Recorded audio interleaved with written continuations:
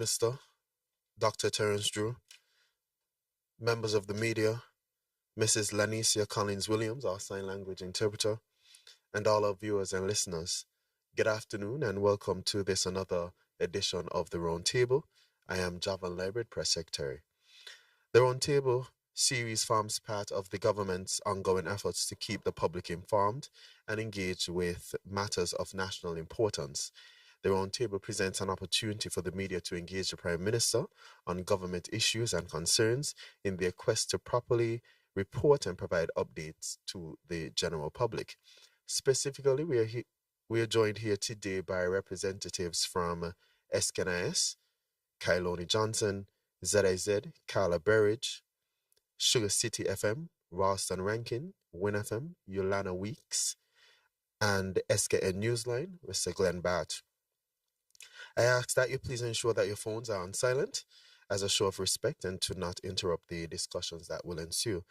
At this point, I will turn the mic over to the Honourable Prime Minister to give his opening statement, following which we will open the floor for questions from the media and comments or discussion. Thanks for being here and thanks for tuning in. Prime Minister. Thank you very much, Press Secretary, Mr. Javan Library. Good morning to all members of the various media houses. I want to welcome you to this another round table. I know that we're having a snow day. Even though it's snowing, you all are here, and it shows your commitment and dedication to what I consider to be a very important component of any democratic system, which is a free press, where I sit with you as members of the press and be open to any questions you might have. You get no questions beforehand. There's no screening. There are no screenings of any questions. You submit what you want and you're allowed to ask what you want. And we do this quite frequently, I think at least once a month. I think this is demonstration of my openness and transparency when it comes to communicating with the press as far as the government is concerned and as part of our own thrust for what we call the good governance agenda. I want to say good morning to all of our citizens and residents who are tuning in at this time to this most important round table. So I want to welcome all of you and to say good morning once again. Let me start off by saying that let us honor our nurses. This year's theme for the Nurses Week is Our Nurses, Our Future. Caring for nurses strengthens economies. Caring for nurses strengthens economies. I want to say that this theme is very, very important. Since taking office, there are a number of things that we have done significantly for our nurses. One, we paid all of our nurses the honorarium. If we remember that the nurses were on the front line during COVID, and the previous administration refused to pay them their honorarium. Within a few weeks of taking office, all of the nurses got what they deserved, an honorarium, which of course cost the government at that time over $5 million. They deserved it. They were on the front line. There were people like the former Minister of Health who got $40,000 and she was not on the front line. And our police officers, our nurses, and our other frontline workers were excluded, and that was quickly corrected because we recognized that without the nurses, getting through COVID would have been impossible. So I want to say to the nurses, shout them out for their Nurses Week. I also want to say that we have given the nurses opportunities to specialize. We have introduced specialization studies for nurses. Nurses can choose from a number of specialist areas or specialized areas to pursue and advance their career. This is the first time that we are doing this in St. Kitts and Nevis because we need specialist nurses. We didn't have specialist nurses. We had maybe one or two literally in the hospital, one or two local specialist nurses, literally. And so we wanted to correct that so that we can have specialist nurses all around the hospital. And we are pursuing that. A number of nurses have gone and have specialized and returned, and others are due to go. And we seek to help the nurses as much as possible when they go to specialize. And this is, of course, because we do recognize the significant contributions that nurses make. The other thing that we have done, we have introduced the pre-nursing course at CFBC. In the pre-nursing course, nurses would then do sciences, or potential nurses would do sciences. They will do mathematics to make sure that they upgrade their standard to meet the criteria to enter into the BSN program. That's the bachelor's program that is run by the University of the West Indies at our Clarence Fitzroy College. That again is something totally new that we have introduced in the last 2.5 years. And I just yesterday announced, when I put out my address, that the associate degree in nursing at the Clarence Fitzroy Bryant College will return. And we are aiming, of course, for it to restart this year. More information to come. So nurses can decide to go to do an associate degree, then advance to the degree, or go directly to the degree. After they would have completed their nursing, they can go and do midwifery, or they can go and do some other type of specialty. When I speak of specialty, I'm talking about beyond midwifery, because that is almost a requirement. We did not have any other specialist nurses in the hospital, just very, very, very few. And so we have corrected that. And we'll continue to work to enhance the profession here in St. Kitts and Nevis. The other matter was the Cuba nurses. The nurses who graduated from Cuba were denied the opportunity to be registered as nurses. They were wearing, I think, was the blue belt. In my estimation, that was wrong and disrespectful. Nurses who came from Cuba from the same university came and they were considered staff nurses. And here were their colleagues, but because their colleagues were from St. Kitts Nevis, they were not given the opportunity to be staff nurses. And we corrected that. As a matter of fact, when we brought the issue to the regional body said that St. Kitts and Nevis is fortunate that none of the nurses sue the government, because they went to study in an accredited university in Cuba, they got their degree, and they returned. And they were discriminated against. We made all of them, through the nursing council, were able to become staff nurses, those who were qualified to be. And not only that, we gave them their back pay. From the time they started, we gave them their back pay. These are the significant ways in which we have improved the lives of our nurses here in St. Kitts and Nevis. And so I wanted to mention those 4 to 5 significant things that we did to enhance the nursing fraternity here in St. Kitts and Nevis. The other thing that we have done is that I support the nurses awards dinner or gala.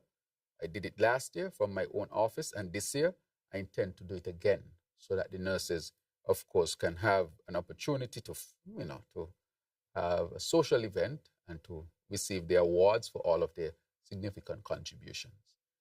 The other thing that we are looking at is to set up the regional nursing headquarters right here in St. Kitts and Nevis. Recently, I met with the nursing body, and that is something that we are looking for. Maybe we don't know, but we have nurses here, such as Nurse Henrietta Douglas and Nurse Dolores Gomes. I think it was Nurse Dolores Gomes who started this regional movement, a petition. And she's also a reverend. And so they are saying to me that St. Kitts should be the headquarters for the regional nursing body. And so we are moving on that so that we can continue to improve our nursing fraternity here. It says our nurses, our future. Caring for nurses strengthens economies. And that goes without saying. And those are significant measures, policy measures that we have taken to improve the lives of our nurses here in St. Kitts and Nevis. Apart from that, I just want to bring you up to date about 2 very significant trips that I made. One of the first one on the international stage was me traveling to Washington, D.C. to hold meetings with World Bank and IMF representatives at the spring meetings. This, of course, I decided to do this year because our economy is going through a transition from depending so heavily on CBI to what I call the diversified economy, of just relying on one sector and especially a fragile sector like the CBI, which I'll speak a little bit more to.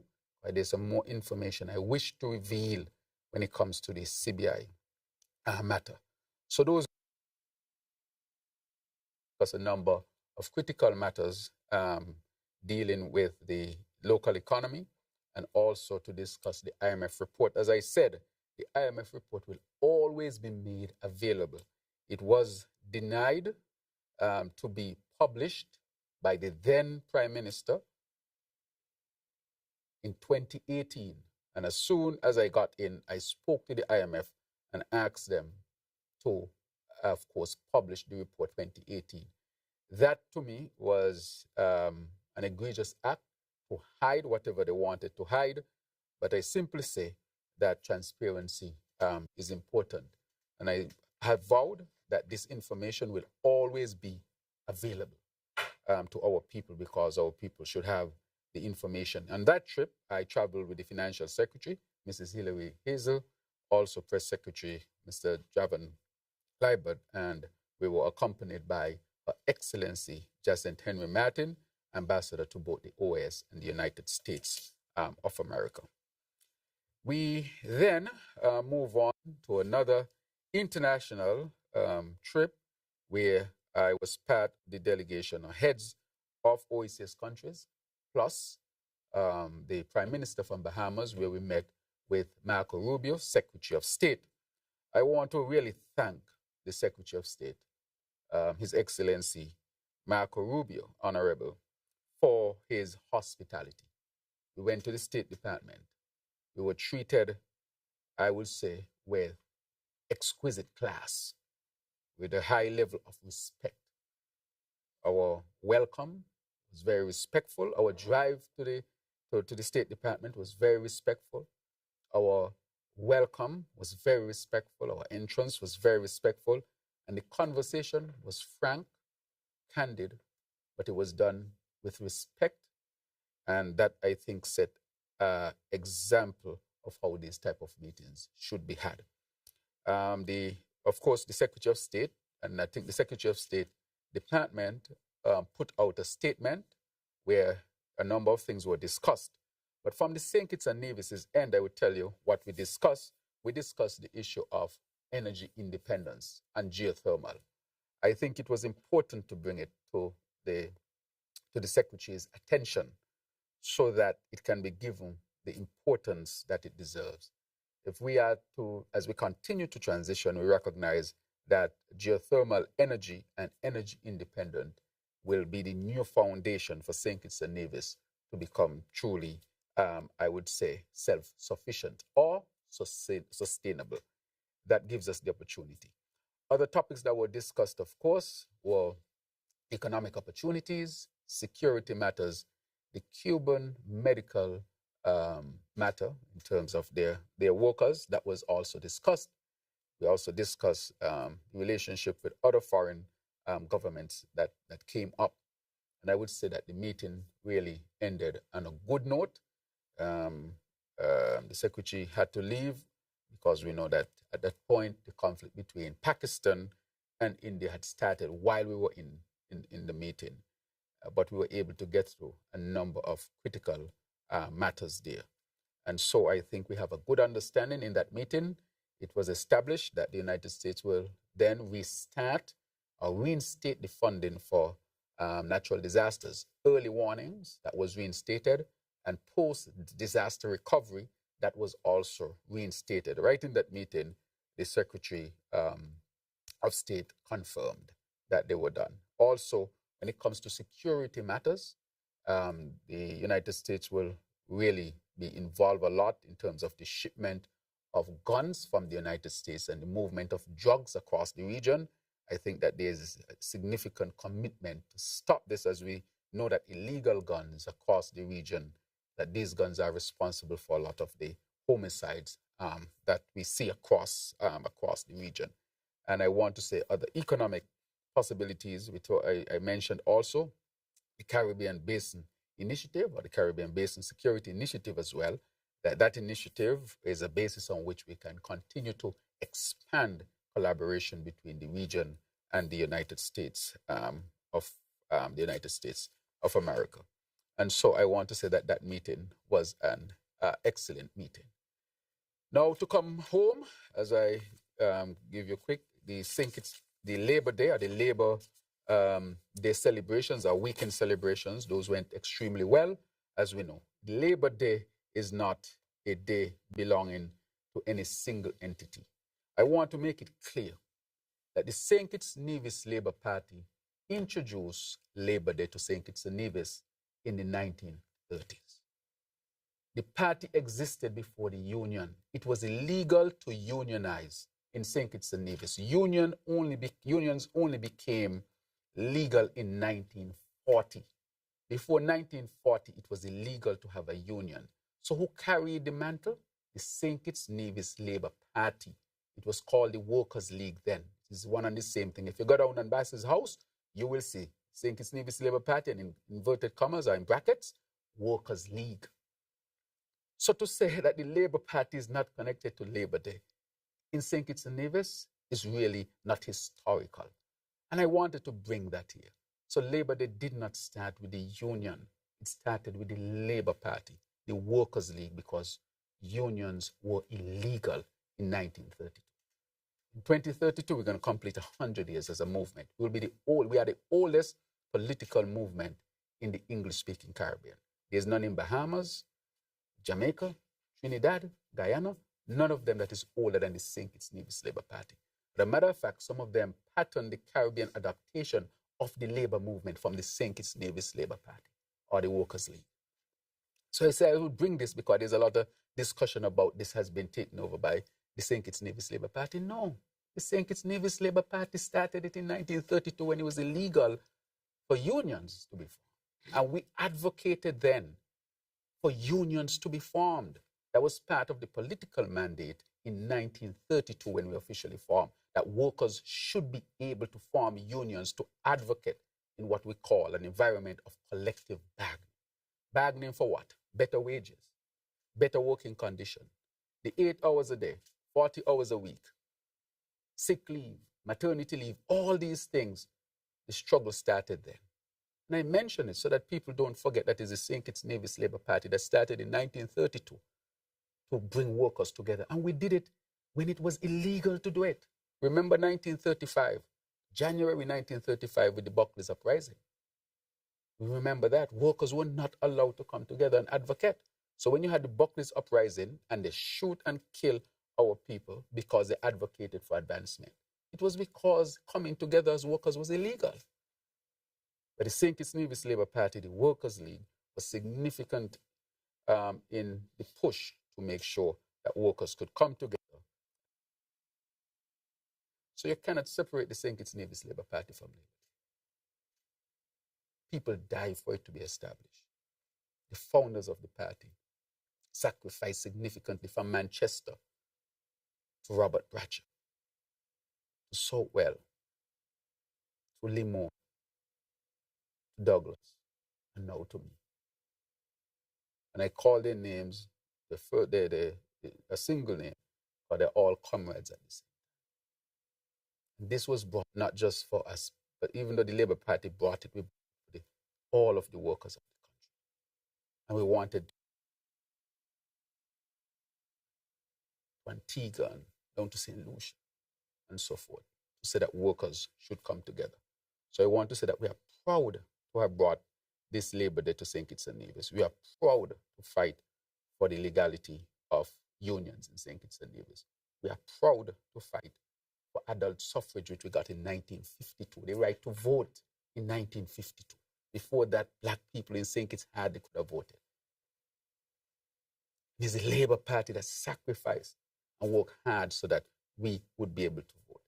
And the Labour Party did not stop there with the union. The Labour movement continued to push until we attained statehood in the 1960s. And we continued to push for independence when Robert Bratcher, our first national hero, His Excellency, Sir, went to England to negotiate our independence. It just so happened that he died in the late 1970s and was not able to usher it in. It was the Labour movement that brought comprehensive education, secondary education, where poor black people could sit in a class with whoever and get a secondary education and had the right to an education up to 16 years old.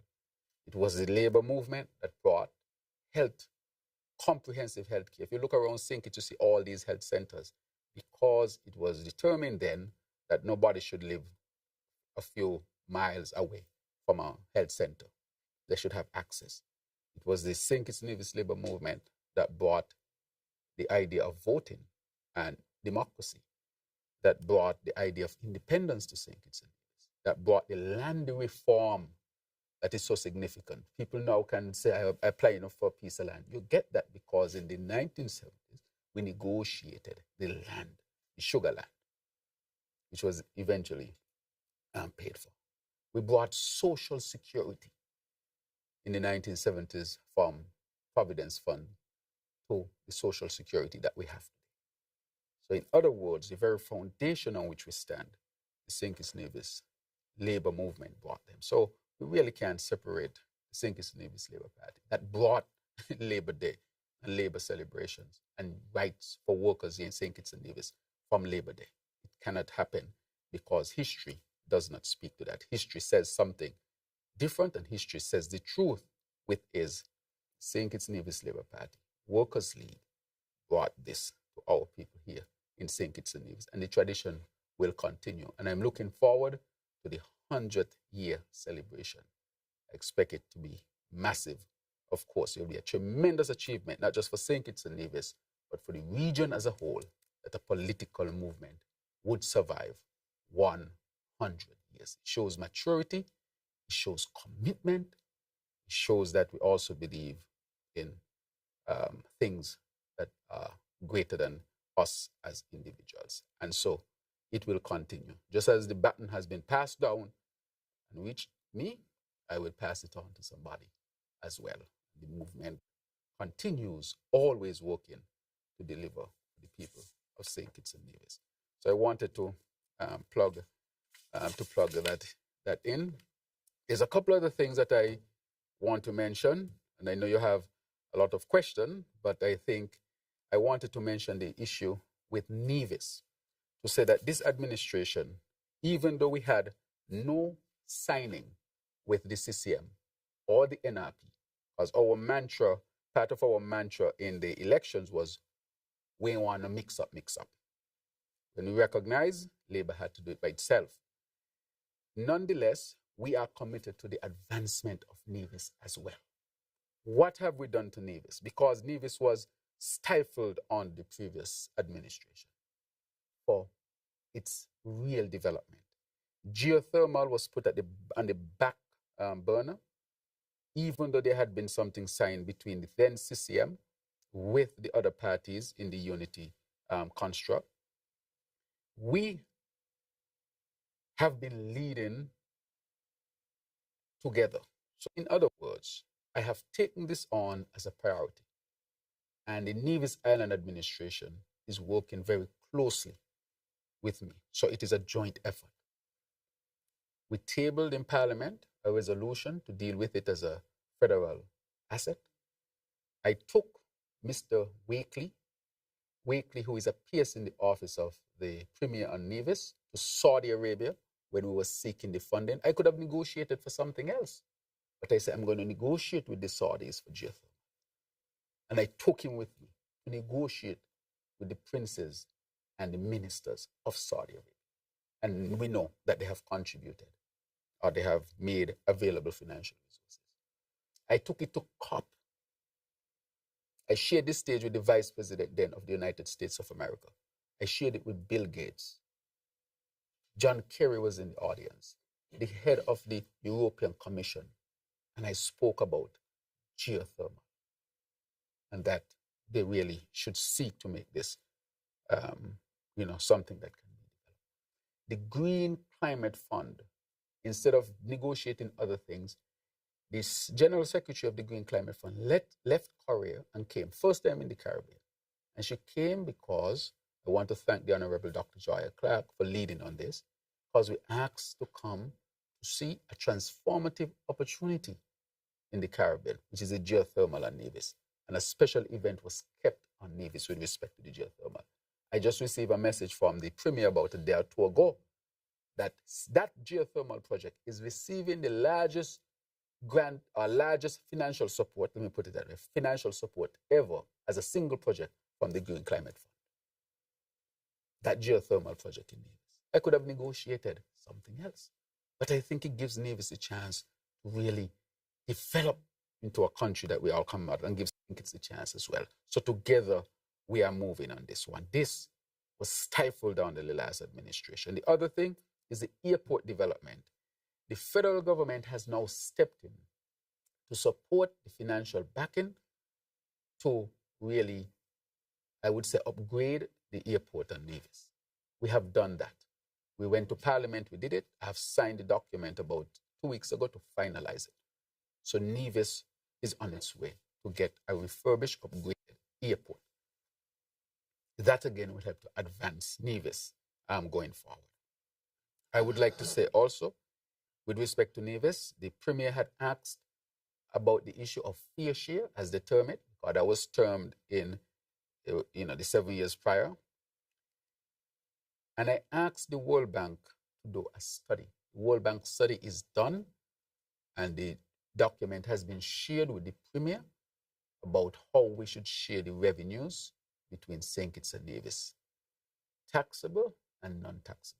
Constitution only speaks to the taxable, but the non-taxable, where the CBI comes in, that was also analyzed. And so that is now with the Premier, and we will have meaningful discussion as to how. So those significant ones, geothermal, the airport development, how we are really going to share revenues, and to back Nevis where we have to as the federal government. This is significant for Nevis. Nevis has not been left out and should not have been left out. And we continue to give Nevis support on a monthly basis. We have not stopped that either. And so I just wanted to put that forward. Just to mention a quick other thing, I think we dealt with the health, but I just want you to know that two significant things we have done. The National Health Policy is finalized, and it was presented to Cabinet yesterday.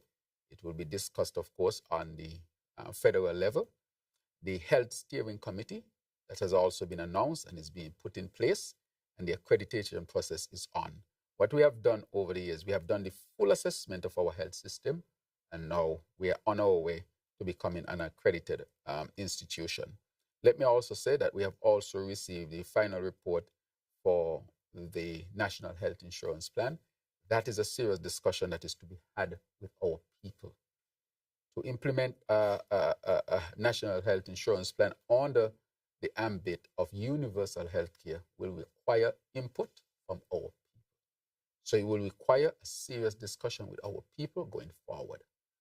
And so that will help us to implement, but with the people, because the people would have to, of course, contribute for national health insurance. We have eliminated sponsor sheets for children. There's no child who needs to go overseas for life-saving care or whose parents has to walk around with a sponsor sheet. That is eliminated in St. Kitts and Nevis. However, we need to get there for the adults.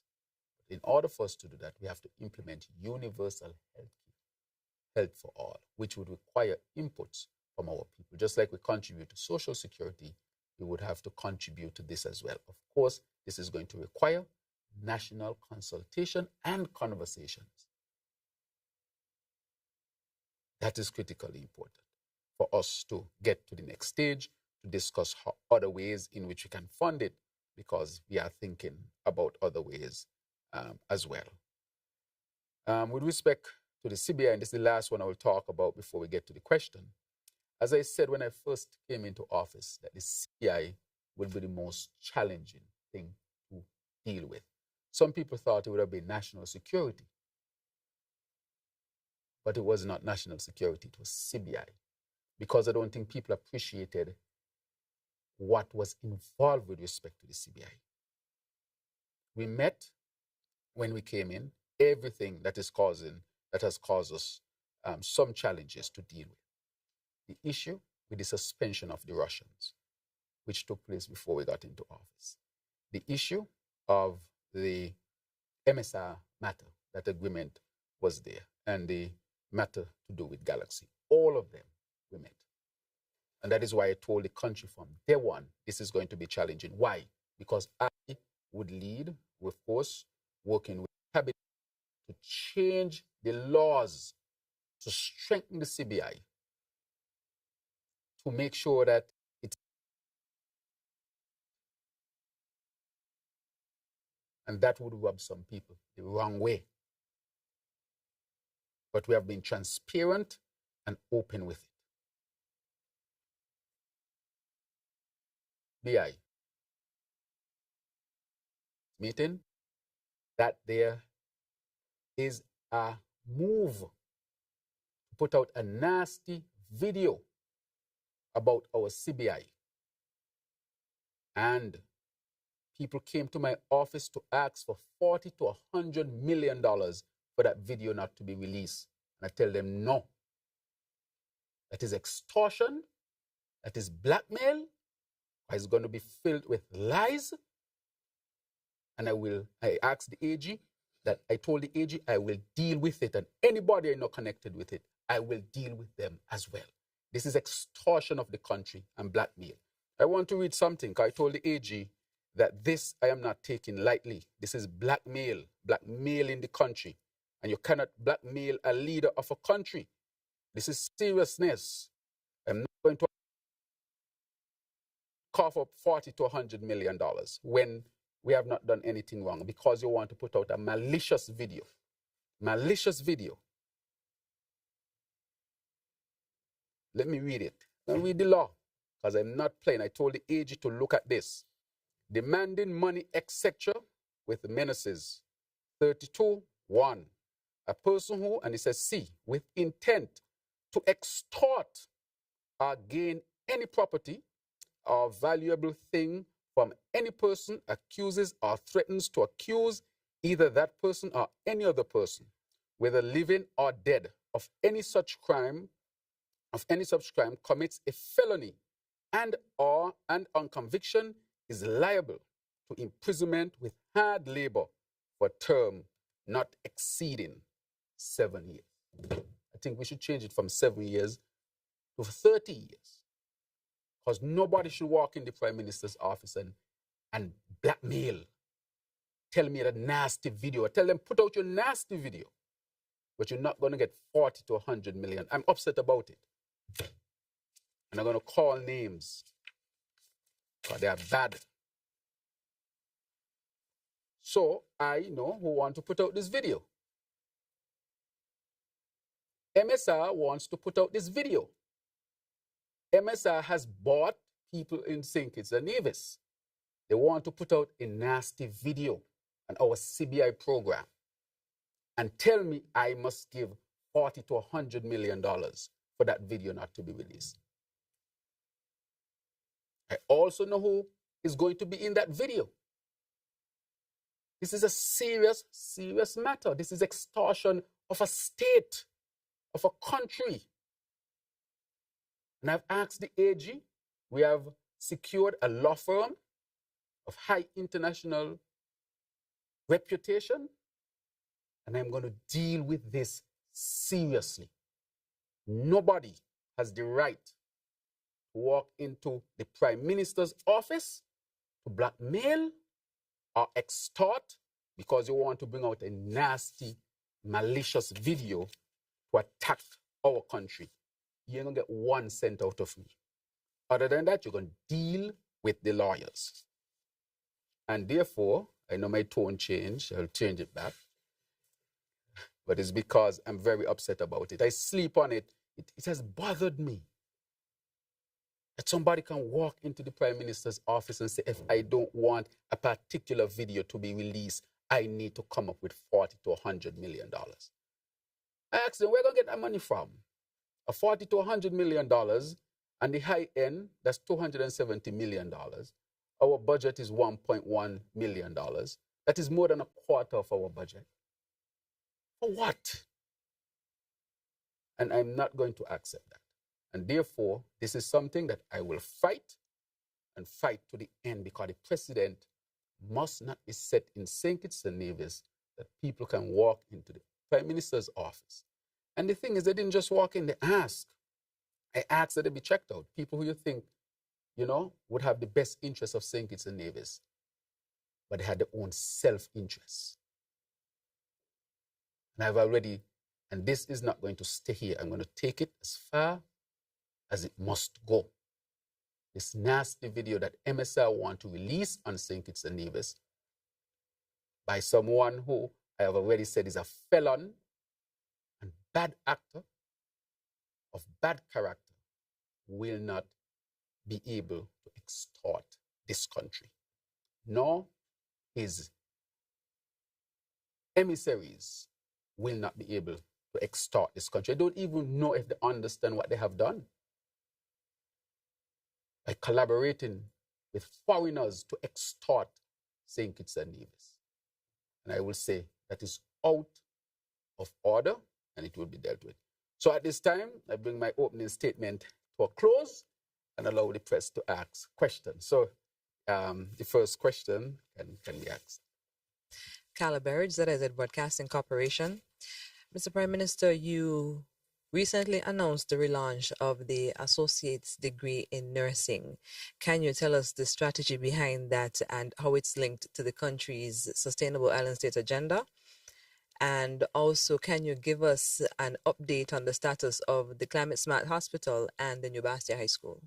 Right, thank you very much, Ms. Berridge. So I will clear a couple of things here. The matter with the associate degree, what we have come to recognize is that there's a gap in nursing. The full degree takes about 4 years, and we encourage nurses to do it. Then after that, they have to do midwifery, which is probably another year and a half. What the associate degree does is that is a bridge between, is a midway point between starting nursing and getting a degree. But these nurses will be very competent. Before we had the full degree program, everybody knows we used to have the associate degree program at the hospital. So it will be very much hospital based so that the skills that are necessary can be acquired quite quickly and efficiently and effectively to be applied. So this is going to help us because we have a lot of foreign nurses here who we thank for their service. But we think that nursing is a profession that can be filled by our people. So it will cut the time of study. It would also have a focus which is much more practical and hospital-based so that the nurses can be prepared as quickly as possible.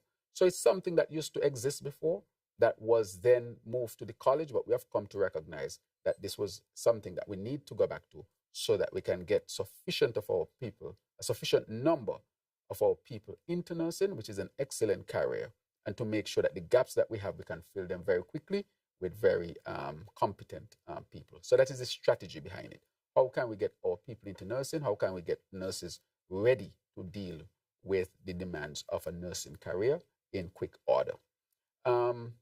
This is, of course, is part of the Sustainable Island State agenda. If you look at the 7 pillars, health is one of the pillars. And strengthening the nursing fraternity strengthens our healthcare sector. Hence, help us to achieve our sustainable island state. You cannot have a sustainable island state without solid healthcare. That is what we are working on presently. So it's part of the pillar. With respect to the major projects you asked about, the Bastia High School and the hospital is well on its way. We are in the process of completing the EIA, completing all of the plans, because I told them we're not going to start until everything is in. So everything is almost completed. We have brought, OECC, which is a company from Taiwan that is leading it. They have brought on hospital specialists.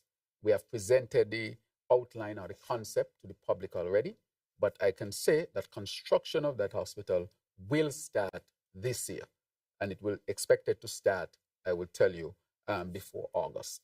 So it is expected to start this year. We are on track, and we are moving very quickly. Some people might say it's long. It's not long at all. If you look, we are only doing this for about 2 years. 2 years to bring a major hospital to start construction is a significant achievement. Think about all the things you have to do to get a hospital. A hospital is not just any building. A hospital deals with a lot of different aspects that are specialized areas by themselves. How do you dispose of hospital waste? It's a specialized area by itself. How do you construct a hospital with all that is required? It's a specialized area by itself. And so all of these things taken into consideration, we are making sure that we do it properly. Sometimes the planning takes, I believe in putting in the time in the planning. Once the planning is right, once the construction starts, it flows. Let me give you a few examples. St. Peter's Main Road. You remember? You asked about it a lot. And I kept saying that we are doing the necessary groundwork. Since it has started, you still live at St. Peter's. I show you see. I show you you're astonished as to what you see. You never thought it can be transformed like that. If you go to St. Peter's, you see how it's transformed. And it's because we took our time with all the different aspects of the infrastructure, the water, the electricity, the engineering, all of that, surveys of housing and so forth, the drainage and so forth, all of that we did before we lay 1 square foot of asphalt. And if you go to say concrete, if you go to St. Peter's now, you'll be astonished. So we put the time in the planning. If you go to the Connery Stadium, we took the time in the planning. We had the plans, we were not comfortable with those plans. We went back to the community. We asked them their input.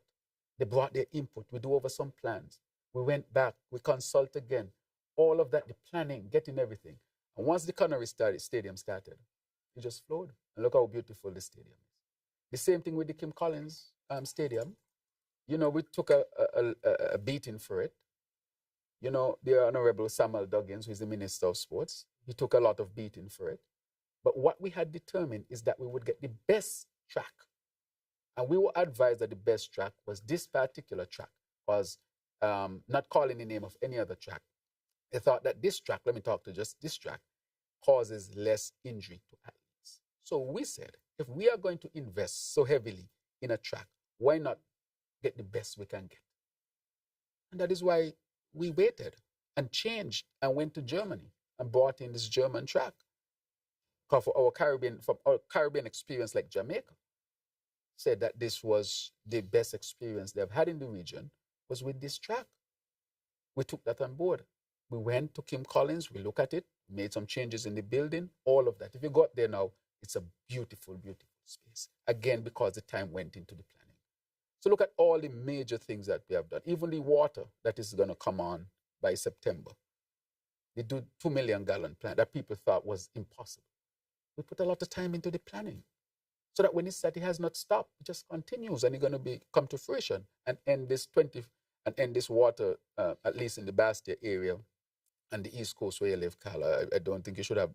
And we are doing the next desalination plant right over there in Canada to feed that area. And now we have started the process to drill all around St. Kitts. We have procured the company to do the drilling, and we are now waiting for the technical piece, which is a piece of equipment, the drone, to identify where the water is. So all the rest of the country, we're going to drill wells. So we intend to get rid of this, water on, water off in the next year and a half. And that we started since we got into office because there was absolutely nothing to start with in terms of the 2 million gallon plant and drilling around the country because you all know BEAD was suspended. Why am I saying all of this? All these major projects that we see coming on board and being implemented, it is because we have been very prudent, not slow at all.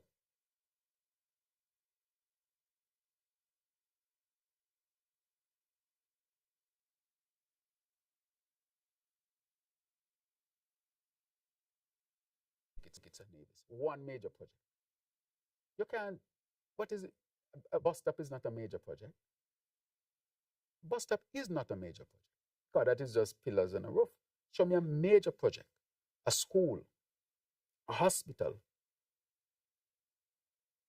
desalination plant, geothermal, a solar plant, new generators of the best type at the power plant. Show me a major project that the previous administration did in 7 years. You can't find one. And again, it's because you can't get major projects done if you don't not planning properly, you don't have the right vision to plan, put it in place, match with the funding, and get the project done. And so people are astonished, how are we getting all these major projects done? How? We are getting them done because of significant planning and important planning. And therefore, I want to say to you, Carla, that the Basti High School is intended to start within the next month, and the hospital is intended to start before August, right? And again, I say that they're on track, they're on time, because we are planning, and we are planning well and properly. Next roundtable, I'll have some other big announcements to make, which I will not make today. I will have another roundtable a month from today, God's willing, or around that time. And by that time, I'll have some big announcements that have not been mentioned thus far. But these are going to be very much appreciated. Go ahead. Yolanda Weeks, Win Yes. FM. Mr. Prime Minister, can we get an update on the Robert Bradshaw Museum and the construction of the headquarters for the Ministry of Justice and Legal Affairs? And one more for now.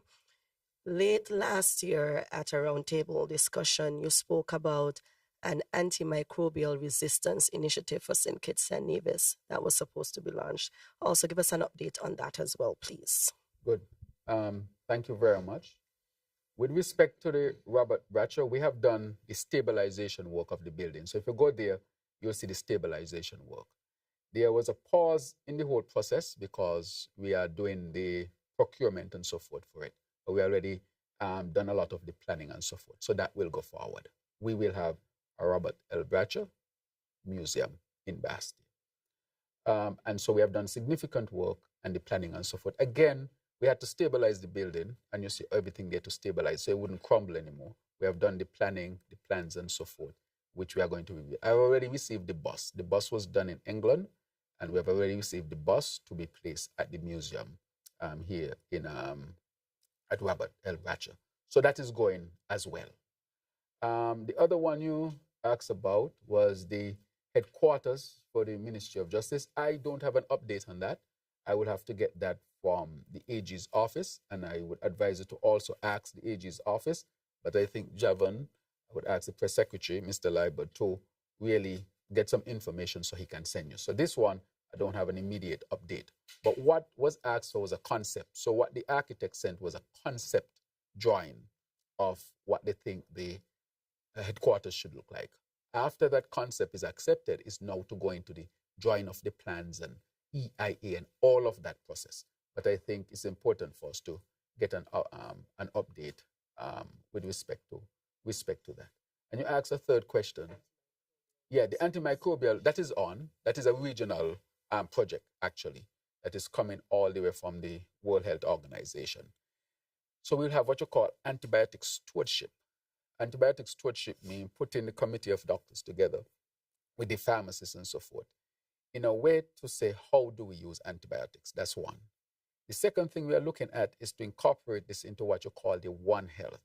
So the One Health concept we have signed with Ross University, because you have animal health, plant health, human health, environmental health. Animal health use antibiotics. Plant health might use some sort of chemicals, if not antibiotics. And then you have environmental health as well that comes in. Now, because you're using the antibiotics and you need to have collaboration between all these areas to see how antibiotics are being used, to track them, to trace them, and so forth. So that is coming under the whole concept of One Health, where we're going to establish a national lab to help us to do that. So this is very much on its way. It's happening because we are looking closely at how are we dealing with the antibiotics in St. Kitts and Nevis, and it will continue to extend. So it comes under the concept of One Health as well, which is part of our national health policy. Our national health policy is really dealing with the concept of One Health and bringing everybody together. So that is continuously on its way. So I think I answered your questions. Prime Minister Ralston Rankin, Sugar City FM. Mr. Prime Minister just mentioned MSR, and they're trying to or want to blackmail the government in paying 40 or 60 million, which 40 to 100 million, which is US. Put out a nasty video Right. against us, and I told them no. Which is bad, and you know, in I respect. spoke about it some months ago. Right. That's the question. This claim, is it recent or something from the past, as you just mentioned months ago? Because if I'm not mistaken, I think the lawsuits they were dropped. So I just want you to clarify if the claims right now, the 40 to 100 million, if it's like recent they've been trying So let to me extort that. right Just finish. Yeah. right.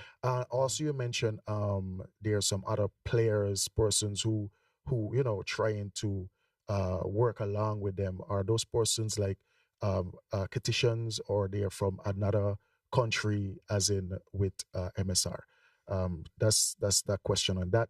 And my next question, which is, I think this can be a problem, but the situation, like I said, could be a problem, and it has to do with the high ticket cost. Travel it to sink it.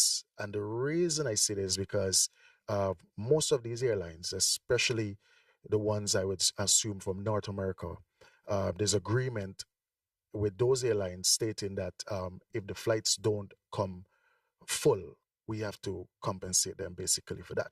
But if the prices are going up, which is beyond our control, and persons are complaining, saying the price is too high for them to travel, wouldn't that be a problem for us either way? Because the airline, they would end up being the winner if the flight comes full or it doesn't come full. We only become a winner if the flights come full.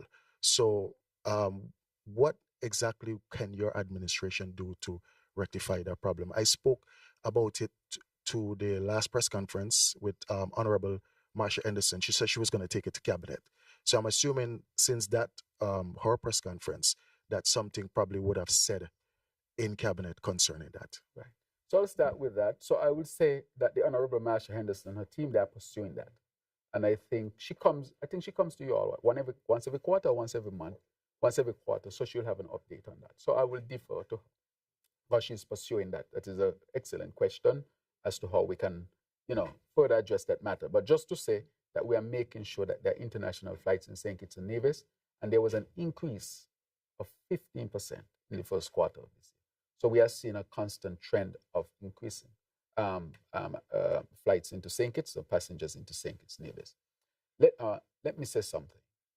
We are introducing at the airport, since you're on the flight, an ETA system, which will be the most advanced in the Caribbean, the whole Caribbean, where the technology will be so advanced that you just walk through the airport, basically.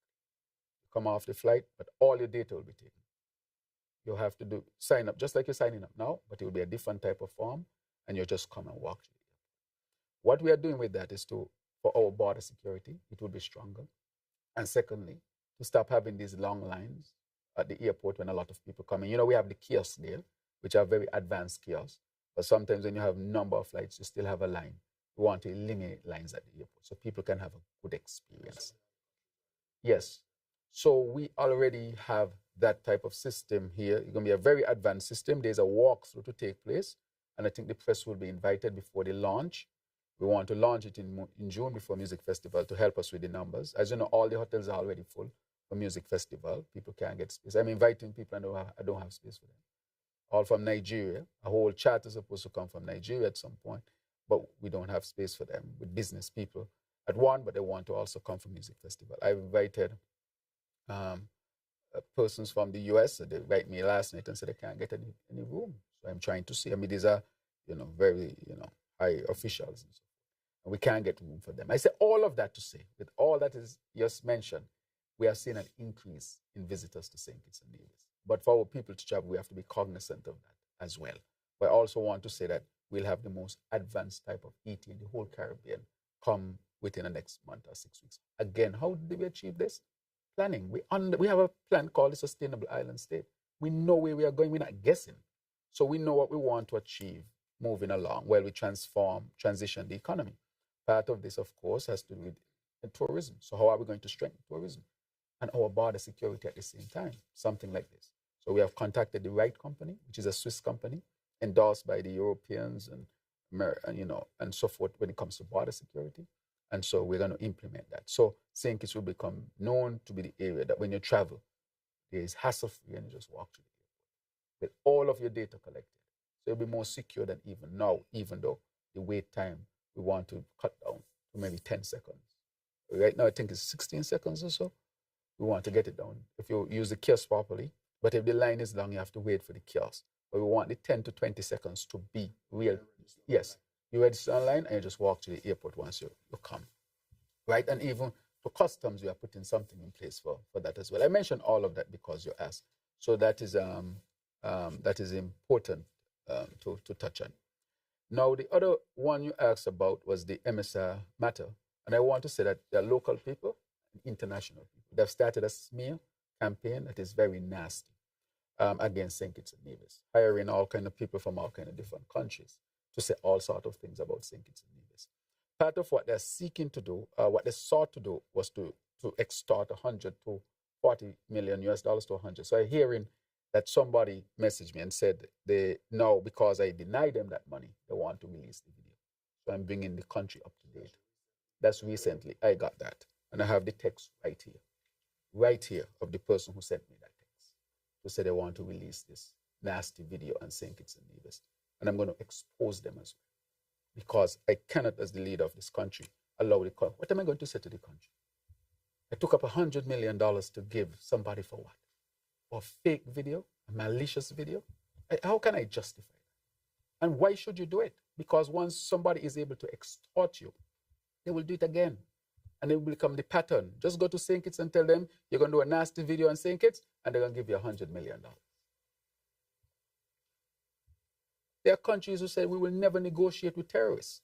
So terrorists already know in their mind, if I do something to that country, they're not going to negotiate. So does it make sense for me to try to get something out of the country?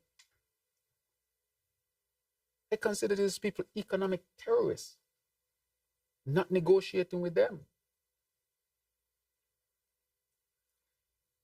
Let me tell you. Let me look at my phone. Because this is very, very serious. I don't know how people feel they could just show up in somebody's office and say the country must hand over these millions of dollars. I mean, come on, who are you?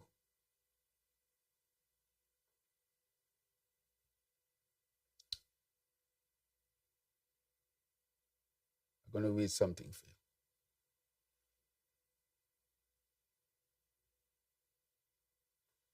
Okay. What's the date of today? Okay, let's get it here.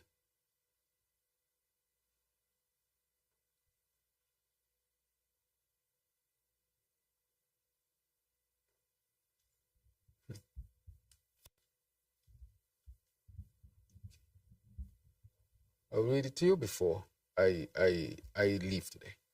But I have it here. Next question. Good morning again, Prime Minister. Glenn Bart from SKN Newsline.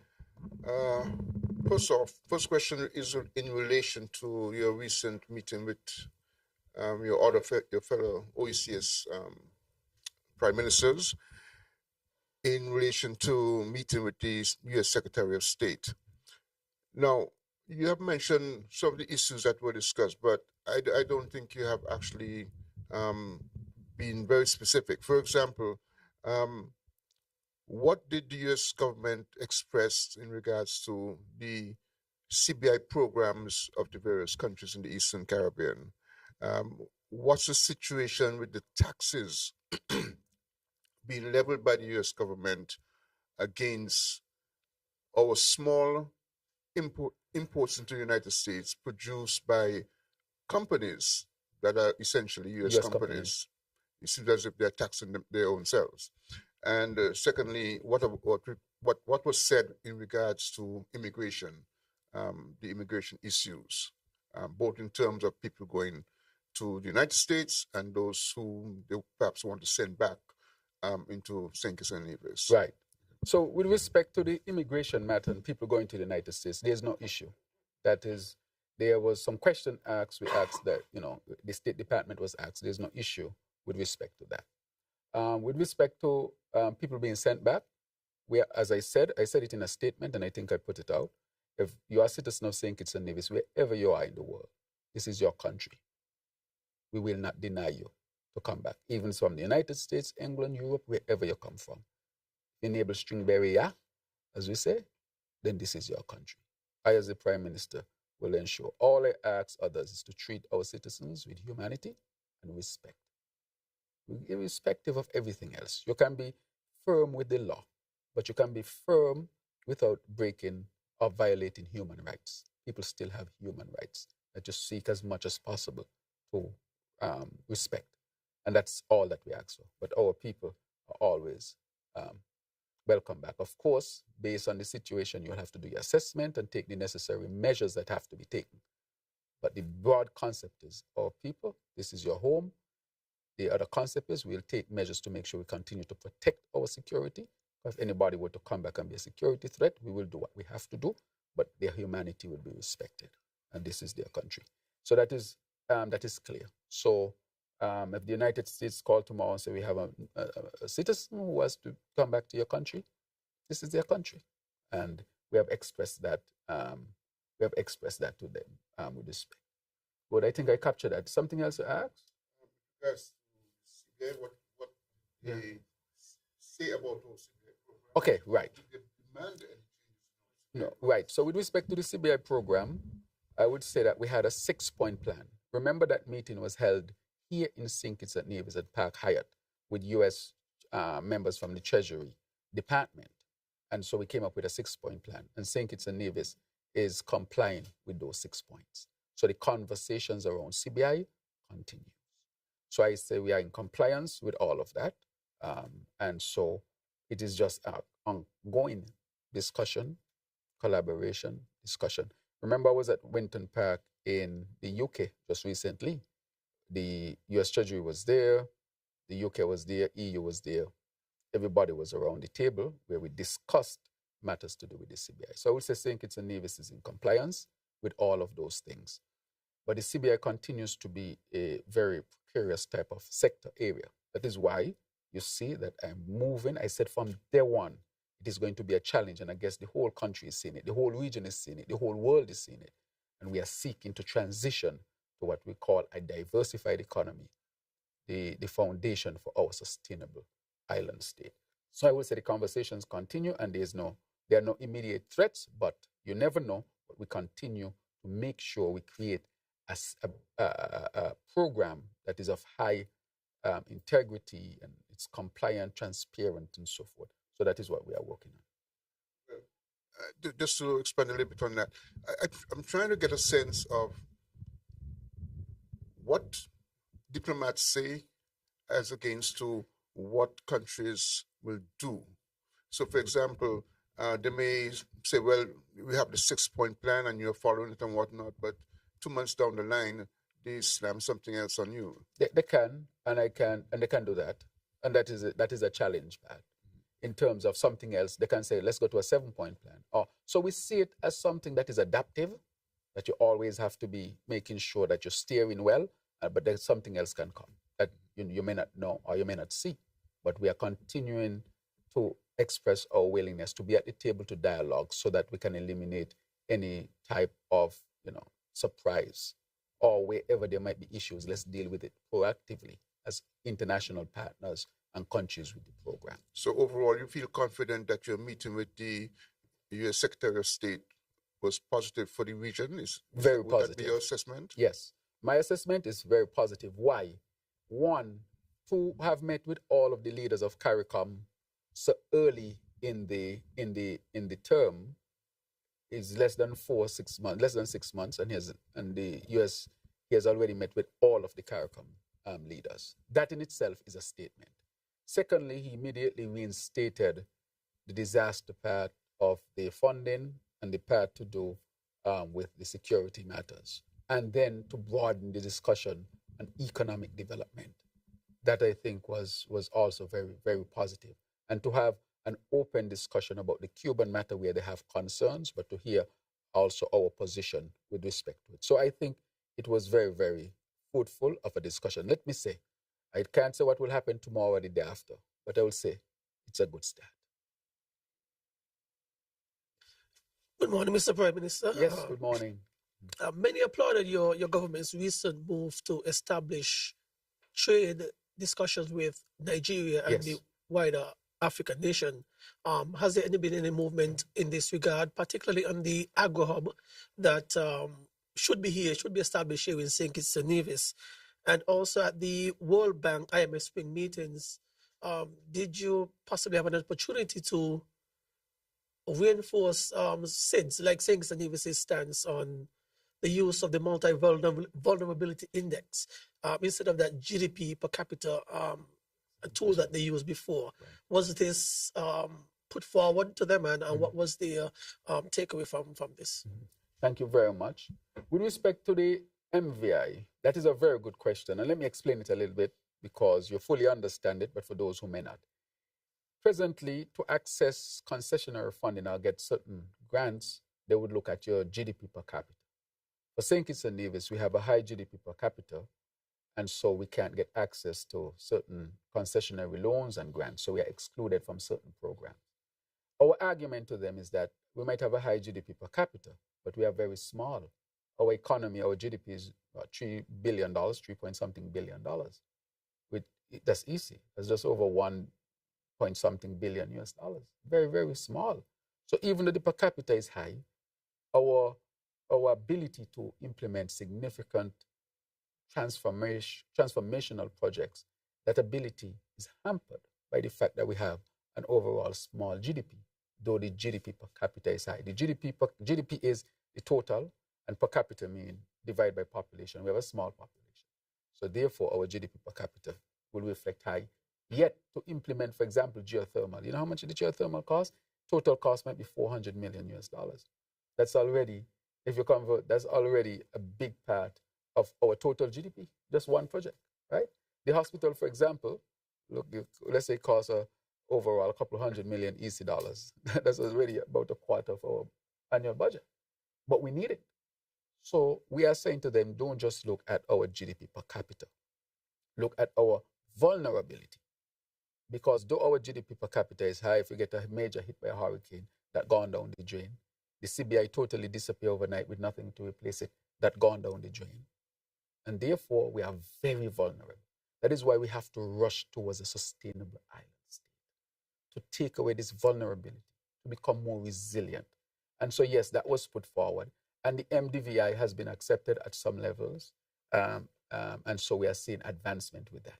So SIDS are being looked at. So this is being accepted more and more. But we want it to be fully accepted. With respect to Africa and the Agro Hub, as you know, we went to Nigeria.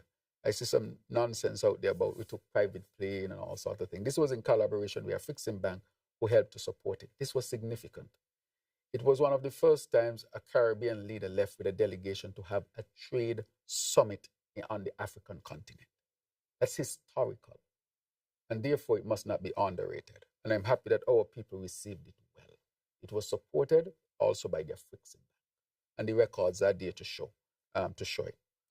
Now, with respect to the agricultural part of it, you know, an MOU was signed with the minister and a major company over in Nigeria, and that should be a fruit. We continue to work it. We are now seeking to see how we can set up transport lane across the what we used to call the Middle Passage.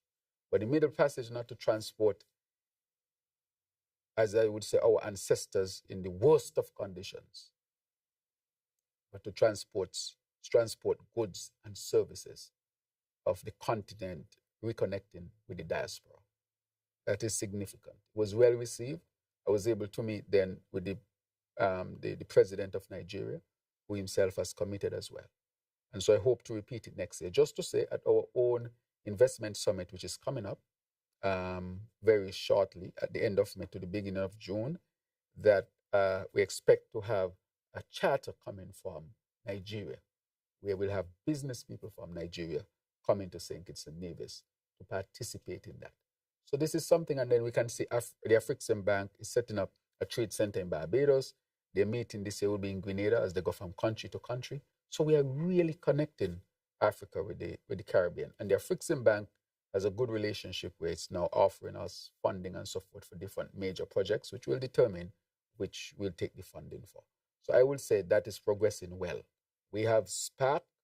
I said to President Orama president of the African Bank, that you came to the Caribbean in September of 2022, just a month after I took office, and I came to see you in Barbados. And I committed then that I will journey with you for us to see the real connection between Africa and the Caribbean, because that is what he wanted to do. The African Bank is a major bank. I think it's worth well over 80 billion US dollars, one of the major banks on the African continent. And he came to say, look, initially the African Bank going to make available about $3 to $4 billion available for Caribbean development.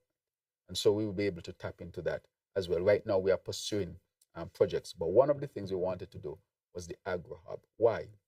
So that we can have more food security. When we see all the tariffs happening here and there, it shocks us that if these tariffs were to hold, and we see an easing of the tariffs now, if they were to hold, what will happen to us? It will destroy our economy. Very quickly will destroy our economy. So we have to build resilience, and connecting with the African continent is one of the ways to do it. Let me also say that come this September, CARICOM will be meeting the African Union in Addis Ababa, the only country on the African continent that was never colonized.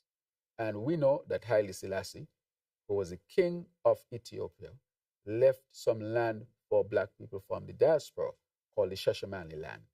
I hope that when I go there, I can see the land and ask if the government still allows this land to be for people of African descent who live in the diaspora. So we are going back. We have to reconnect. There are 1-point-something billion Africans. Those are our people. We are the 6th region of the African Union. So we are not alone, even though we are in the Caribbean. So when others shut us off, I want us to know that we have our continent from where we come, where they're opening their arms for us. And that is why it was significant that I traveled to Nigeria, even though we're the smallest country, to start the real pathway towards reconnecting with our people over on the continent. So yes, that is progressing.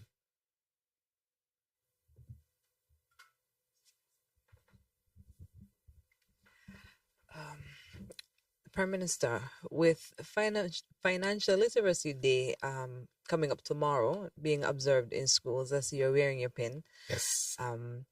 With the Aspire program, can you give us some clarity in terms of, for instance, there have been accounts made for children. Can parents, are these accounts active? Can parents go, for instance, and make a deposit to these accounts? Second question, how concerned are you about the regularity of accidents taking place, particularly among buses in the public transport service, and what is being done to limit these instances?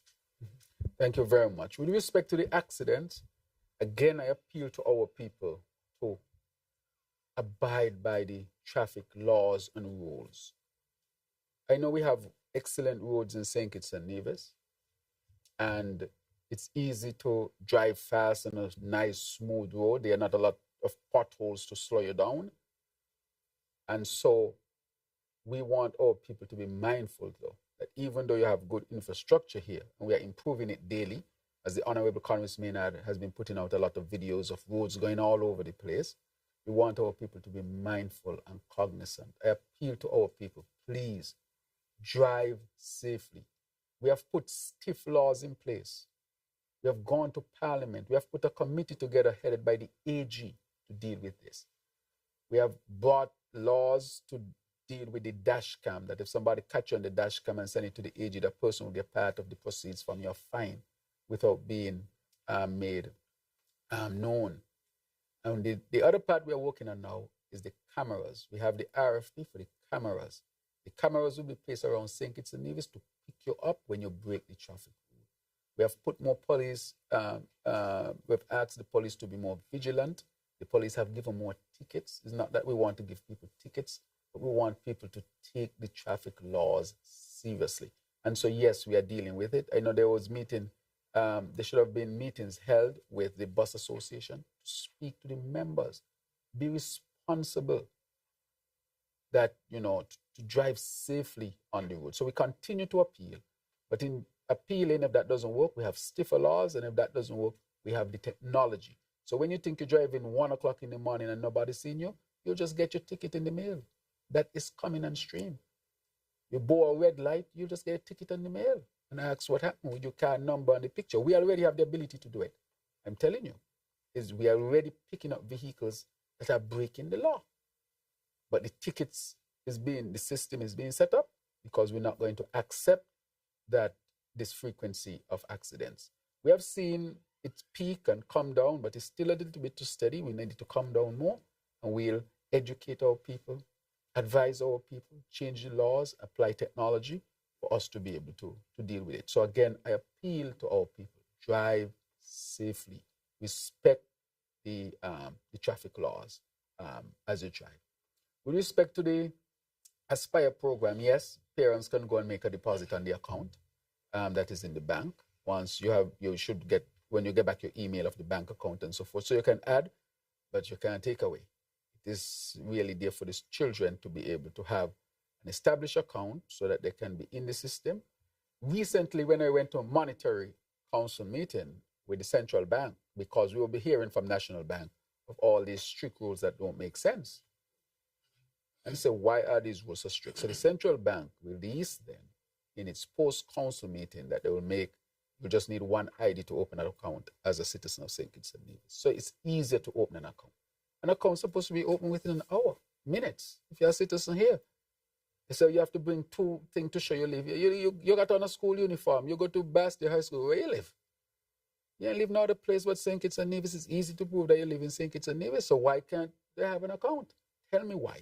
It's important that we get our people the financial education early. Get them to start saving early. Get them to start investing early.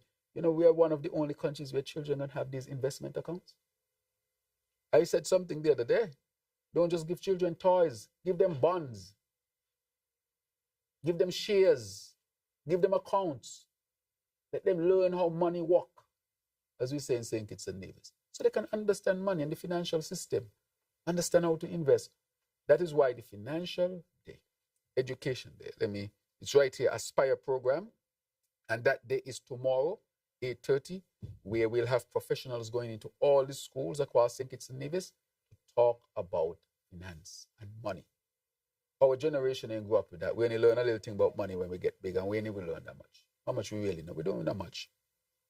But our children are going to be learning about money, business, investment, saving, so that the next generation doesn't suffer the same fate that we suffered. But in addition to that, we want to open it even to adults, because the education program is going to start in September. All the children should have access to either iPad, another iPad, a tablet, or a laptop computer. On that computer, they will have, or that device, they will have the program, the learning program. I want to encourage parents to go learn too. Go and read it and learn. Because some of us still need to learn how to budget, how to manage, how to save, how to invest, how to prioritize. That financial education is significantly lacking. And that is why we have launched this very revolutionary program called the Aspire program. If you have children and are not sign up your child. Even if you don't understand, sign them up. They're going to understand. And they're going to explain to you. After the first 6 months of between September, we'll take you over into the new year in 2026. The children are going to have a good understanding of money. They themselves are going to tell you, Mommy, you can't afford that, don't buy it. Mommy, we can afford that, let's buy that. And Mommy, we don't need to buy them 3 things, because your account going to go down and we want the other account go down too low. Mommy, remember you got to pay the electricity bill before you go buy the Burger King. The children going to be able to help parents, trust me, they're just going to help them to prioritize and how to make a budget and how to, manage, your home economics and so forth. The child might say, Mommy, I got some shares in National Bank. Why we can't buy some more shares? I hear this new company opening up and on the program. Mommy, buy some shares over there. Daddy, buy some shares over here. So that we can have a diversified profile. So you can have passive money coming in and you don't have to depend. Because anybody who has to depend on the salary alone to make it, it's not going to happen. Because your salary in no country at all can be that high.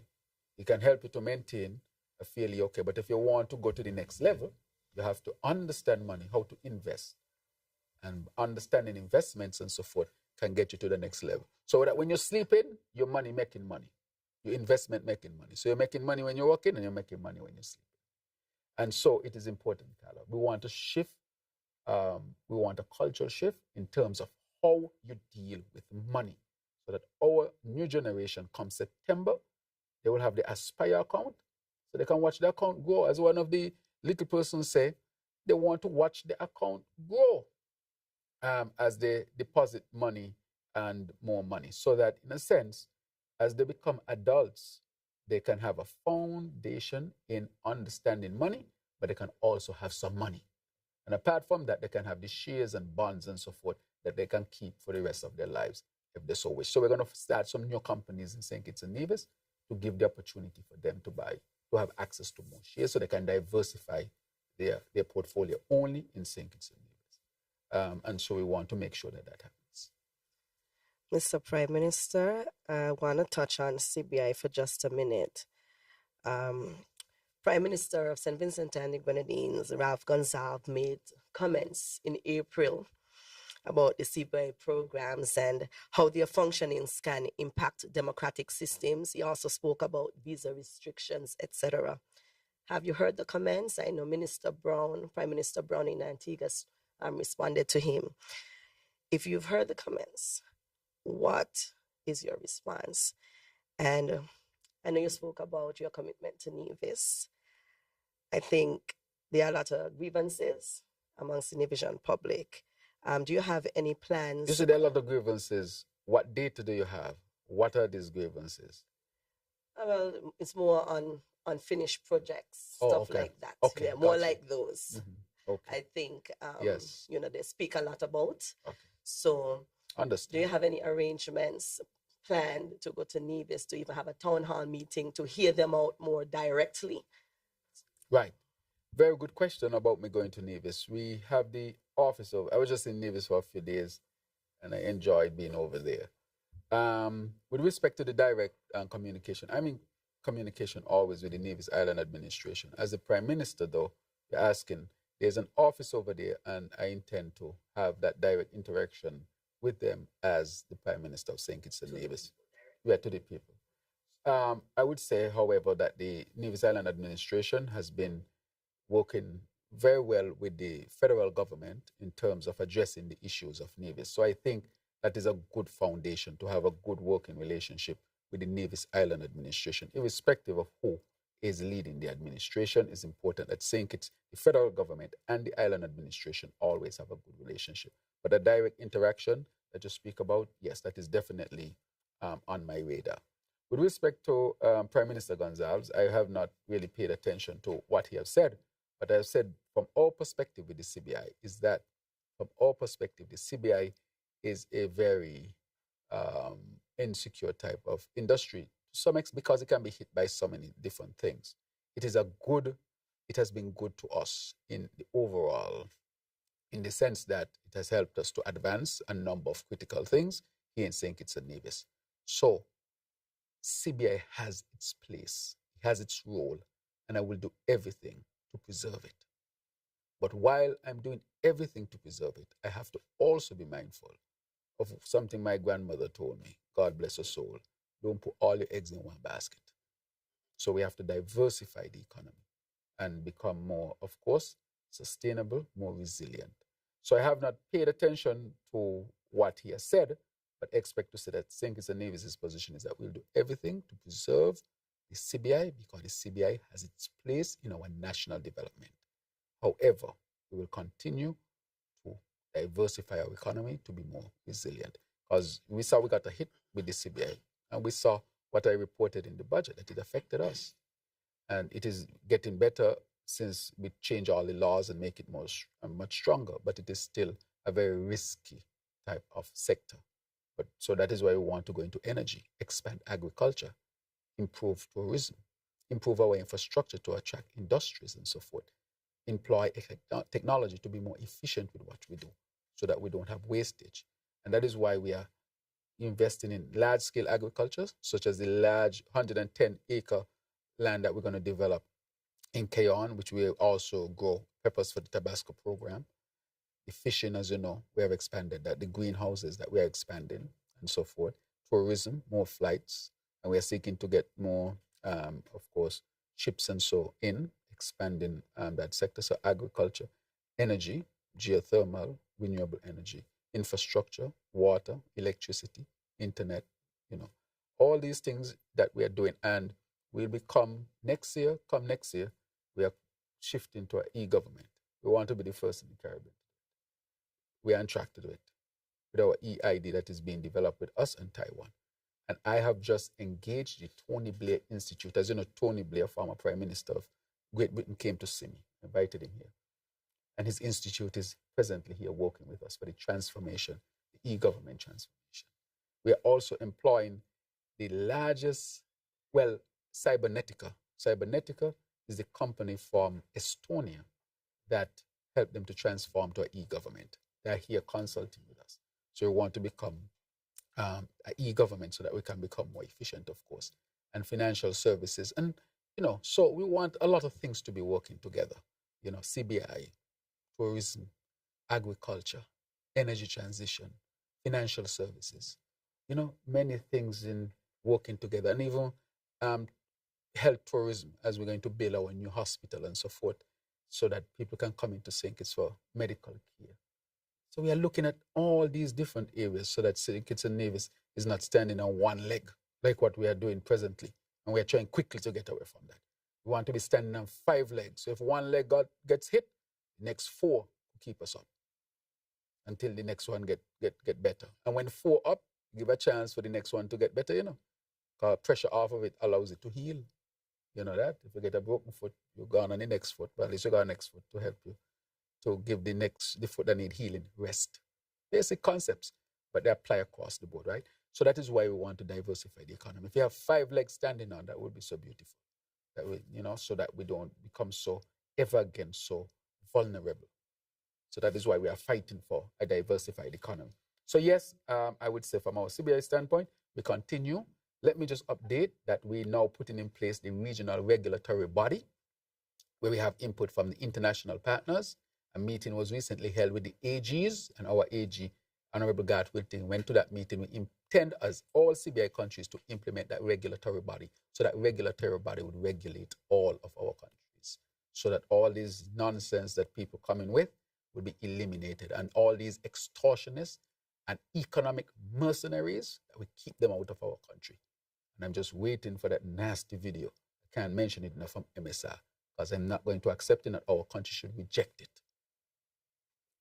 So I know my tone changed when I talk about it, right? But I'll get back to my normal, regular tone and demeanor. So on that matter, that is where we're at with the CBI. Mr. Prime Minister, question: what's your government or administration stance on person or persons coming to St. Kitts, or even from St. Kitts, when it comes to opening a private hospital? It seems like the complaints, about the hospital, the professionalism of the staff and so forth. So persons are of the belief that, with a brand new hospital, state-of-the-art hospital, smart hospital, if you don't have the proper training staff to run the hospital, we'll end up in some of the same problems that we're facing with JNF Hospital at the moment, right? So I just want to know what's your stance on that. Also, I think it was a while back, the Honorable Minister Joel Clark mentioned the need for babies, being born in St. Kitts. Otherwise, we could find ourselves pretty much like, a problem with the growth of the population. Mind you, the population can grow in many different aspects. Persons coming to St. Kitts, living here for a while, trying to make a life and so forth. But my thing is, right, it also affects schools in some extent. I would like to hear your thoughts on this, as to if you think yes or no, this is a problem, in terms of that. And if you agree with it as in yes, then my follow-up to that would be, what will the government do to put, in place to ease the burden of the parents that, who would potentially make these babies, given the state of the economy and the cost of living, as we all know. Right. So there are 2 things there, as you're talking about the state of the economy and the cost of living. St. Kitts and Nevis has possibly one of the lowest costs of living across the region. when you look at our gas prices, food prices, and so forth. Just look at it objectively. That's one thing I would say. In the 1940s, 50s, 60s, 70s, when people were much poorer, well, I would say when people were poor, they had a lot more children. You're aware of that. China, when it was very poor, they had a issue with population growth. Becoming more developed, people start to have babies. Europe, when people were poor, lots of babies. Become more developed and educated, less babies. So we have to ask the real question as to why people are not having babies. It is not merely economic. It is because women started to work more across the world, but apart from that, women started to go into careers and did not see themselves as just to carry children for men. Women want to, and they should, and it is better for us. They go to study, they will put off the time when they have babies. So if you have a young person in St. Kitts at 19 who gets a child, there's an alarm. You're just done with school and you get pregnant? Because our whole thing is wait until you went to school, you got some money, you do this, you do that, you don't get your degree, you do this, you do that. Then you get a child when you're in your 30s. That is what we are telling our people. And so when they get that one child, they say, I got one and I done because I'm going back on my career and so forth. So there are much other factors that are filtering into why we are having less babies, right? And that is, so it's not, it's socioeconomic, so it's a social condition as well, and a new mindset, which I think is women has the right as any man to pursue what they should pursue. So that's not even a question, but just to say it is not, as people like to link it to the economy. You go and you'll find in the United States of America, which is well studied, among the richest women in the United States of America, the fertility is the lowest. They have money to support 100 children if they wish. But they only get one or two, sometimes none, right? And you can see famous people like Oprah.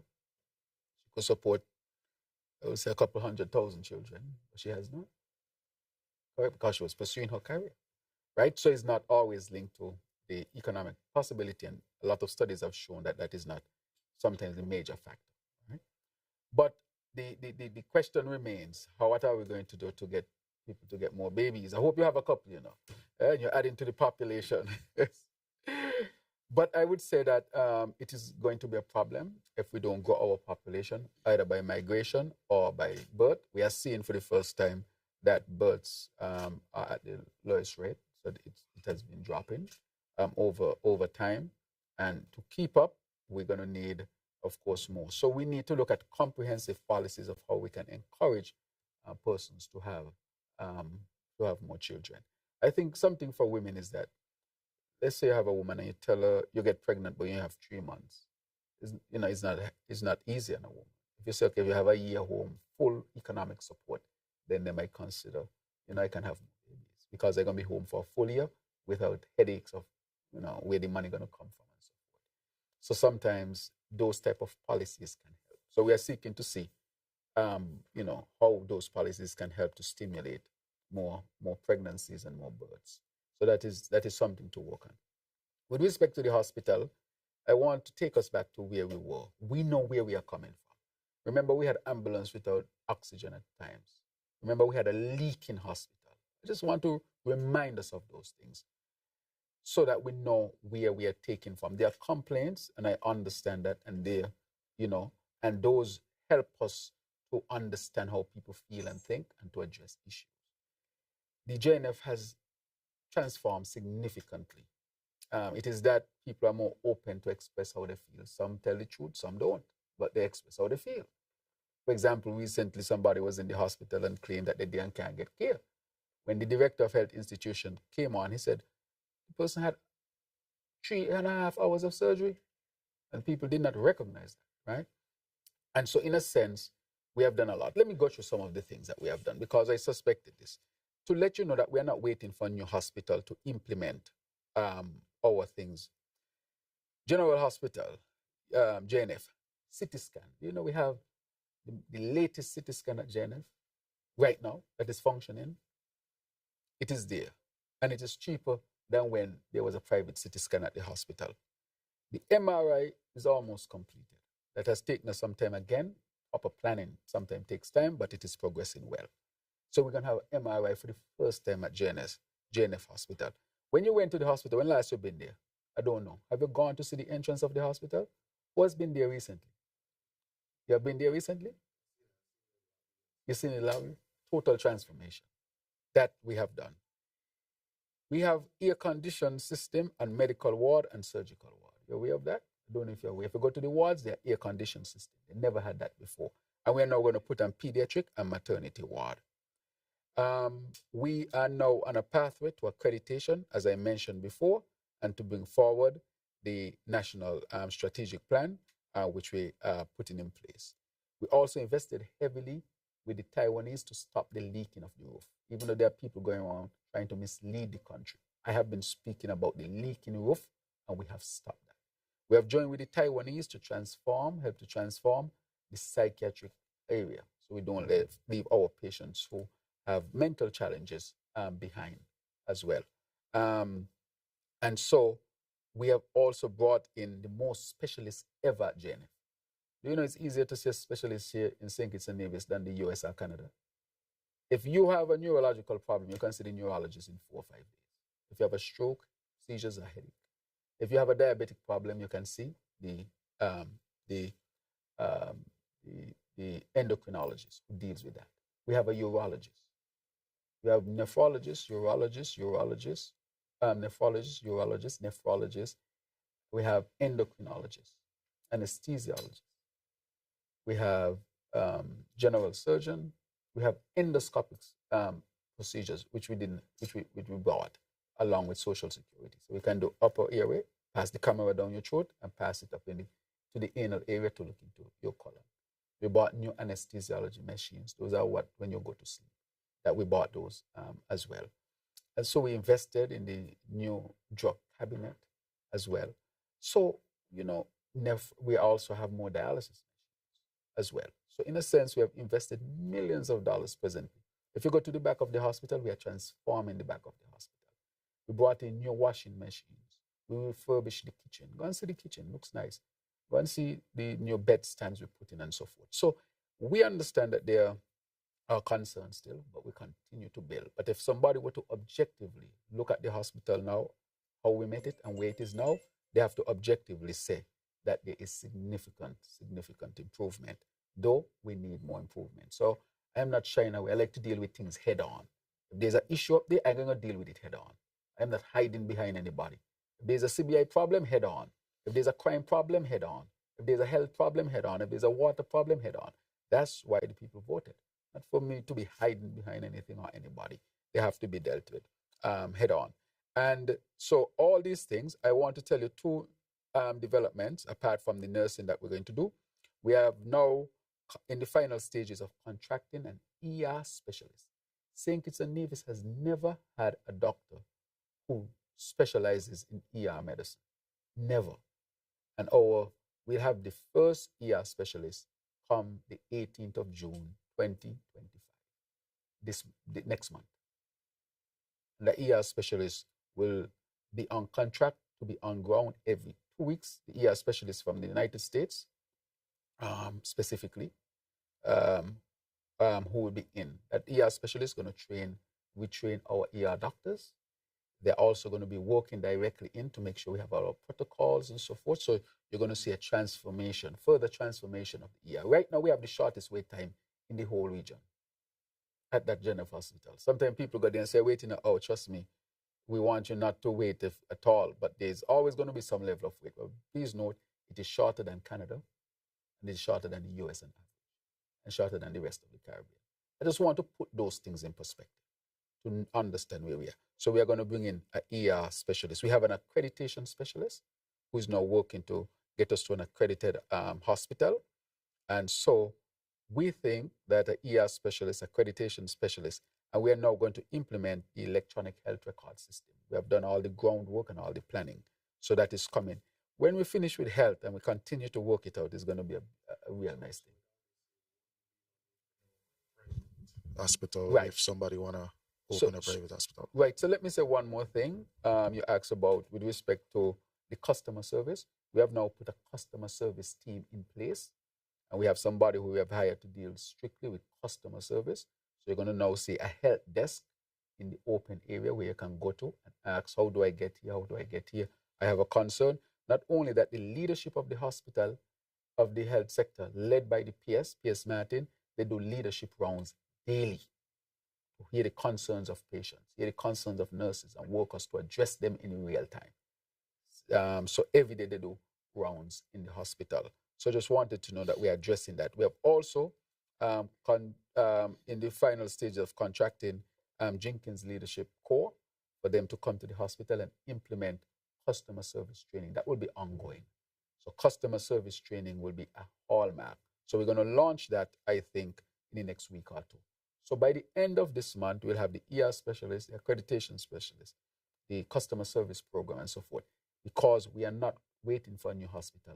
We need a change in culture now. Remember, this did not happen overnight. I inherited this. I inherited everything that I'm speaking about, including a leaking hospital. And to update on the ambulances, we have ordered about 4 to 5 brand new ambulances. TDC updated me that they're going to come in October. We wanted them to come earlier.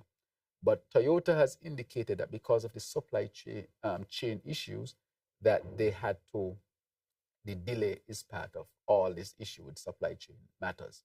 So where they could have given us the ambulances 6 months earlier, we have to wait 6 months later, right? And so they have updated me that we'll receive those brand new ambulances in October 2025. So we're on an ambulance problem. However, TDC, I want to thank them, was able to help us to fix some of the ambulances. We'll pack up. They brought in specialists to fix them, so they are running. But it's time for an upgrade with respect to our ambulance system. So I wanted to say all of that. And lastly, to say, there is always room for, if it's a private hospital, it's private. If people want to go to a private hospital, why not? There are people who have been asking if they can have private institutions, and we are open to that as well. Just to let you know that as part of universal healthcare, we will continue to invest heavily in our healthcare sector. Are there challenges? Yes, this is health. There will be challenges, but we are dealing with them head on, nothing to be shoved under the rug. So when you look at all of these things, you're asking, so what used to happen before? That is a good question. Everything never used to go on social media. People have access to 2 and 3 phones, and everything now you put on social media because you want to. But I can safely say that we have done significant investment. And to lastly say, we have started the Children's Medical Fund, where no child is denied care because the parents can't afford it, even if they need to go overseas. And as a result of that, we have saved a lot of lives. That, again, is revolutionary. There's no other country in the Caribbean. And so, while we have our challenges, I want to also point out the positive things that we have done. So, years ago, I raised the matter of Russians and Belarusians who had applied for St. Nevis citizenship. Some of them had approved applications. But I think since the Ukraine-Russia war started, there was a ban on some of these countries. As a result, it seems as if these persons, these individuals, did not receive their documentations even after they had been approved, and also that they had paid fully the amounts that were required. Now, there seems to be a resurgence of information in terms of people creating videos on YouTube. Essentially, up to yesterday, I saw one that basically said, I am no longer interested in citizenship. I just want my money back. How is the government dealing with this situation with regards to Russians and Belarusians whose applications were approved, but they have not received their documentation? Right. So basically, I think I started out, let me give you the background. The suspension took place before I took office. St. Kitts and Nevis had joined to put had joined in with whatever was being done with respect to Russia and the sanctions. And part of it was that. And so therefore, if they had not received, even if they were in process, was to refund it. They were not refunded then, even though it happened before me.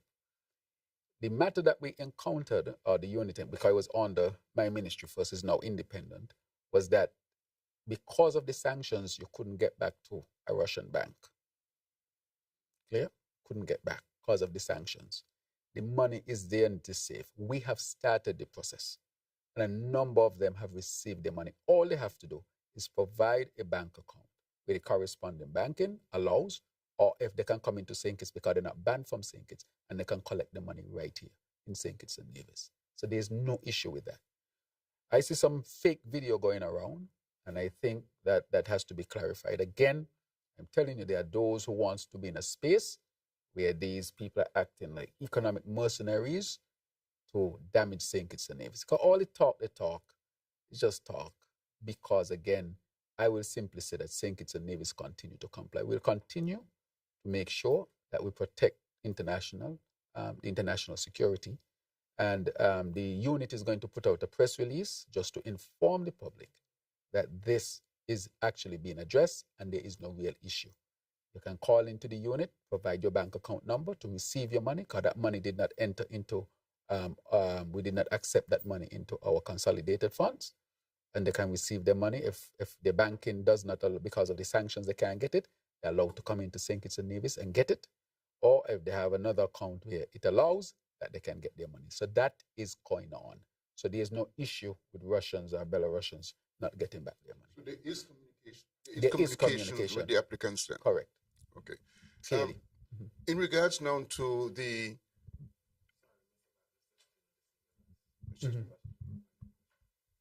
Yes.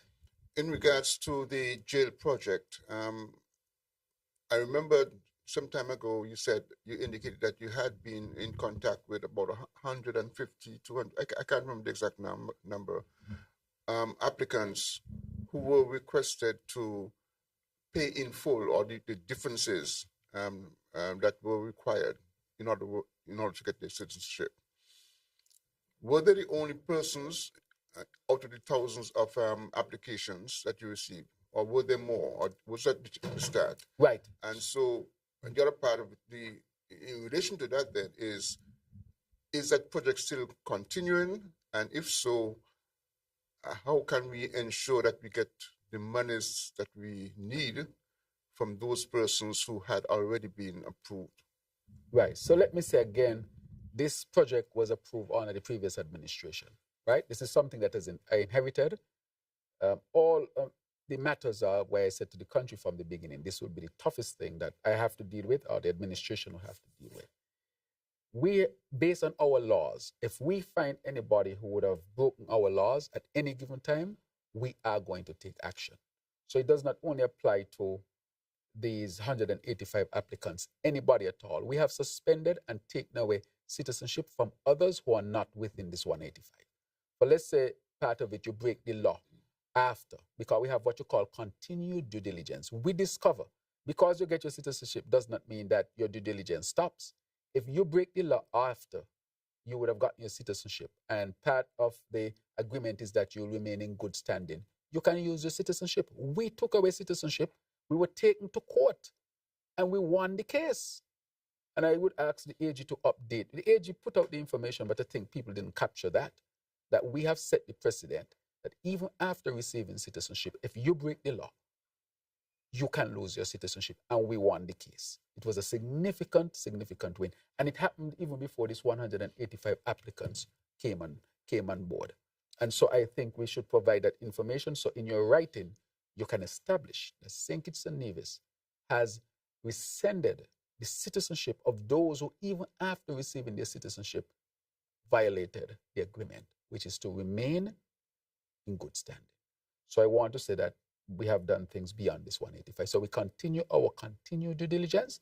If we get proof of people acting outside of what the law says, we are going to take action, because we are serious about what we are doing. I think people would thought we were, and we have rescinded citizenship from among these 185 who did not comply fully with the law. We are very, very serious. with what we say. So if we say that, for example, a particular region is suspended because of a particular matter, that region is suspended. We will send you back your money. I am picking up, and the unit spoke to me because it's no longer, it's now a statutory body, that they have been in communication. They showed the proof of the communication and showed the proof that they send back people's money. All you have to do is contact the unit, send it, or come into St. Kitts and get your money. But there are some people who might be thinking that they should have gotten their citizenship. Well, they can think that, but we have the laws and our measures to follow here in St. Kitts and Nevis. You see, when you have these persons who want to act like, and I saw some stuff come out, and some of these people, I don't know what is going on, but I will simply say that St. Kitts and Nevis. So I will say to people, if we are violating you, we have an open court system. You can simply put in a court case from any part of the world, but it's easier to just call the unit and say, this is my data, or I come into St. Kitts to make sure that I get back my refund, or send it to this account, and it's done. There are some of them who have said, well, you have your thing here. They said, well, will the sanction change? We don't know. But we can say, based on our situation right now, this is where we are at. And so it is a situation, as you said, situation will come and situation will go. But we are in contact with them and so forth. I heard some fake things that are going around on the internet. This is part of some of the economic mercenaries who wants to bring this program into their hand. I'm not going to allow that. They can say what they want. That is why I'm exposing MSR who wants to put out a nasty video and send somebody to my office to take $40 to $100 million from me. And I found the message. I'm gonna read it. Yeah. With respect, let somebody else ask a question. Yeah. Can somebody else? Because it's just fear. It's just fear. Yeah, but you had an extra question. It is just fear, and then, just to give, because I see the can't get a question in Mr. Bat, but it's fear because you and I took up most of the time.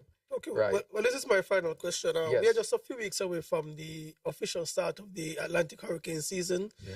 I see at least one forecast say we may have a storm before the season officially starts. So I know you, as the minister with responsibility for national security, how are preparations going in terms of all the actors? Are they preparing well? St. Kitts and Nevis in the right position for the upcoming season? Right. So basically, we have tomorrow, as you know, we have put a board in place to deal with NEMA that covers both St. Kitts and Nevis. Our first table exercise is tomorrow. Remember last year when we were doing the simulation, a whole heap of things, no electricity in JNF and all. Well, we're going to see it again this year, and we're not going to announce it. The reason why we don't announce the simulation, we want it to be real. So if a storm hits and the current goes out of JNF, what is the action? If you can't pass on this road, how do you react to it? And we're going to do it again this year. So I hope, and I think the press was informed before, I'm not sure.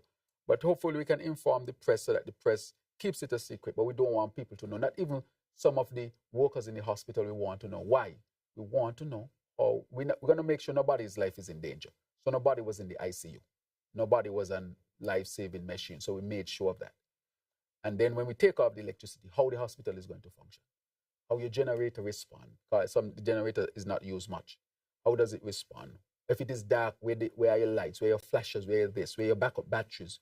All these things we want to come out. What does the police do? What does the fire department, what does it do? So we want a realistic approach. So we're starting with the desk, and we intend to have a number of exercises before the hurricane season starts so that we can be well prepared as a country. So tomorrow is our first desk exercise. But when the simulation comes, it will just happen. Yeah. Yes, sir. Hear what somebody sent to me. This is how I know that this is a plan. Let me read this, Javon. Good afternoon, Honorable Prime Minister. How are you doing? This message is to update you on the matter of the documentary about the CBI that produced by Mr. Martinez. I get this on Friday. I went to the screening. Can you imagine? Somebody went to the screening? A petition? I went to the screening. It is well put together and very compelling. Several of our citizens, including yourself, is featured in it. I recommend that you try to see it for yourself before it goes into the public domain. They're inviting me to go see the screening that MSI has put out with Mr. Martinez. That is why I told you this is a ring. How did this petition get to see the screening of a nasty MSR video against St. Kitts and Nevis and against our CBI program? How? I'm going to deal with this seriously. I'm not taking this lightly. I recommend that you try to see it for yourself before it goes into the public domain. How I going to see it? This is their way of inviting me. It is very damaging. As you are aware, I am only a phone call away. Time is running out on the... Time is running out. They're a phone call away. I must call them. Trying to get $40 to $100 million out of me. The ball is in your court. Be safe. I mean, come on. Sit here Friday. Send this to me at 5:23 p.m.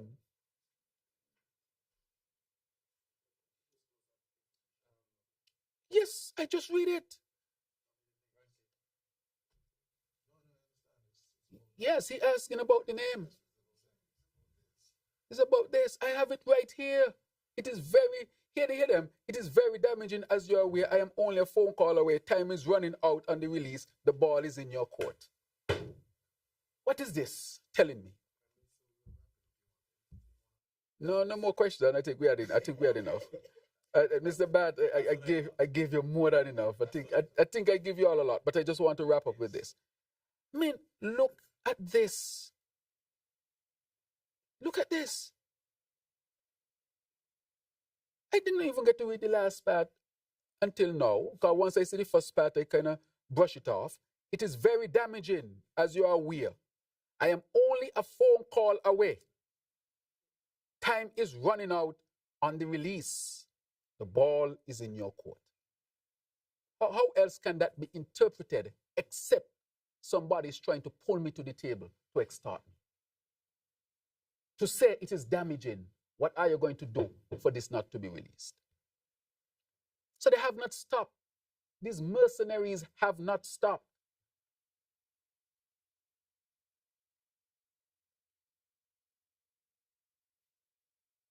I'm going to give you all some today. I'm going to wait another week or so before I drop the name. This is a warning to them. I have it right here. Let me screenshot it and save it into photos. Yeah, so they can't say they didn't send it to me. Yeah, it's going to be saved in photos. Copy. Closing remarks. So, Mr. Bat, we'll have some more next week. I just didn't want, I think because we've been here, 2 hours and I give you all a lot of time, but I'm not opposed. But I think I had enough of MSI and these people. So let me go to the options of my screenshot. Done. Yeah, just making sure that it is saved, right? Because people like to say not them. Let me send this to the AG. Send it to the AG right away. AG Garrett Wilkin. So he can see that I'm being extorted. I'm being forced to the table by an economic mercenary who call themselves a Kittitian. Yeah. No, just to let you all know it's serious because I'm going to reveal the name. So I just want to wrap up by thanking you all. I usually take this opportunity because I think any leader should be able to sit with the press and have an open, frank conversation. It is important. So I would always give you all this opportunity. I will come back again, as I said, in June, because there are 2 major announcements I'm going to make then that I have not revealed yet, but the ink should be dry by then so that I can talk about these 2 major developments apart from the other hotels that are on their way. And developments that are on their way. But this is going to be significant for St. Kitts and Nevis. Let me thank all of our residents and citizens for joining me this afternoon and sharing with the press information related to our national development and the state of St. Kitts and Nevis. I would like to thank you for your patience and thank you for listening. Even if you don't support me personally, I will always say that this country belongs to all of us, and I'm the Prime Minister of all. And therefore, I will continue to be transparent and open and make sure that I am held accountable for my actions. So thank you until then. I have a couple of announcements to make. Let me just make an announcement. I want to say I am pleased to announce that following the evaluation of over 250 submissions, the winning theme for our 42nd Independence Anniversary has been selected. Congratulations to Miss Danola, Miss Dinola Laplace of Sandy Point, St. Kitts, Miss Dinola Laplace of Sandy Point, St. Kitts for her powerful entry. And the winning theme is Perpetual Progress, a Sustainable Future in View, Independence 42. Miss Laplace's submission captures the essence of our nation's journey and steadfast growth rooted in sustainability. So I want to really congratulate Ms. Laplace and to finally say that tomorrow is Financial Literacy Day in all of our schools, where Aspire will be the driver of that initiative. Thank you once again.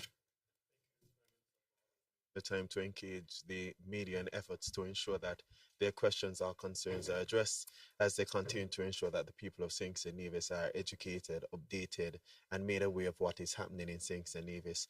We continue to extend our gratitude to all the platforms present here for the airing of the Roundtable or for the session of this Roundtable. To our listeners and viewers, thank you for tuning in. This has been Roundtable with the Honorable Dr. Terrance Drew, Prime Minister of St. Nevis. Thank you.